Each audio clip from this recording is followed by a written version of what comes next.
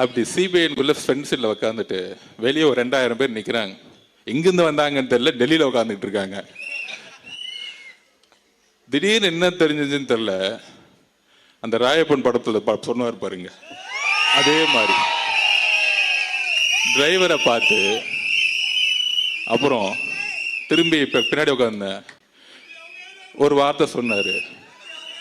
நான் சொன்னேன் சிபிஎன் குறி போய் முடிச்சுட்டு லிஃப்ட்ல வரும்போது, அண்ணா எலெக்ஷன் கமிஷன் நோட்டிஃபிகேஷன் பண்ணிட்டாங்க, தேர்தல் ஏப்ரல் மாதம் 23 அப்படியே அமைதியாக கேட்டுக்கிட்டு இருந்தார்.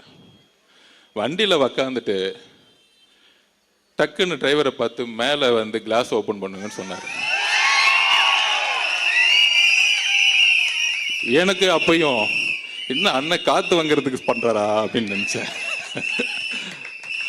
அப்புறம் ஒரு குரல் வந்துச்சு, என்ன அர்ஜுன் ஆரம்பிச்சிடலாமா இங்க இருந்தே அப்படின்னு கேட்டாரு.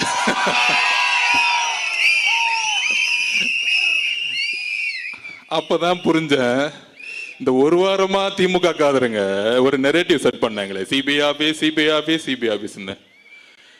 இந்த 8 மாசமா முதலமைச்சர் ஸ்டாலின் பார்த்து பயந்த ஒரே தலைவர் எங்களுடைய தலைவர். அவருக்கு இபிஎஸ் பார்த்தா பயம் இல்ல. அப்புறம் யாரோ ஒருத்தர் பிஜேபி தலைவராக ஒருத்தரை போட்டிருக்காங்க, பேர் கூட வர மாட்டேங்குது, மறந்து போச்சு.